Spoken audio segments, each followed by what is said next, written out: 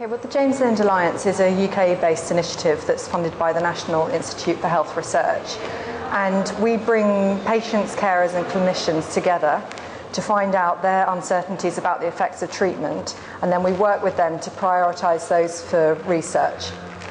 And the idea was conceived by Dr. John Scadding, Suryan Chalmers and Sir Nick Partridge in 2004, because they became aware of the fact that what researchers want to research and what patients want research can be very, very different.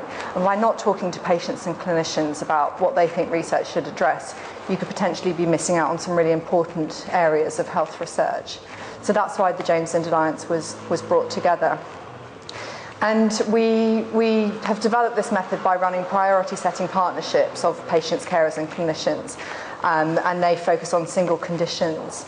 And to date, we've completed almost 10 of those partnerships, and we have another more or less 10 that are in progress at the moment. So in terms of the success that we've seen with those, of the 10 that we've completed, they've all managed to agree a top 10 list of research priorities, shared priorities between patients, carers and clinicians. And we're now starting to see funders taking an interest in those uncertainties as research questions. And we've just had confirmation from the National Institute for Health Research that they're going to fund the question that came out on top for the asthma priority setting partnership. And it's generally been agreed by researchers and by academics that if patients and clinicians hadn't been brought together and asked about their priorities for research, a question around breathing exercises, which is what this research will address, would never have come to light.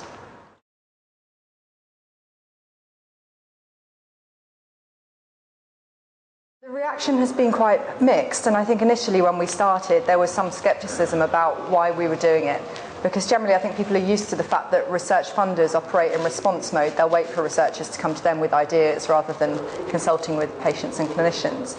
But I think increasingly, as people have seen an increased amount of interest in the way that we're doing things, they're starting to realise that it's the right thing to do. It's democratic, it's consumerist.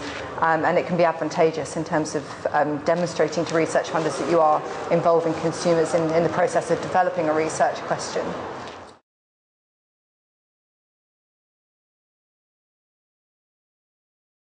No, we haven't, because the way that we've developed our process, we make it very inclusive, and we start with a very basic question of patients. We ask them, do you have any unanswered questions about the effects of your treatment? So we're not expecting them to come up with a research question, and we're not expecting them to know about science or about health research.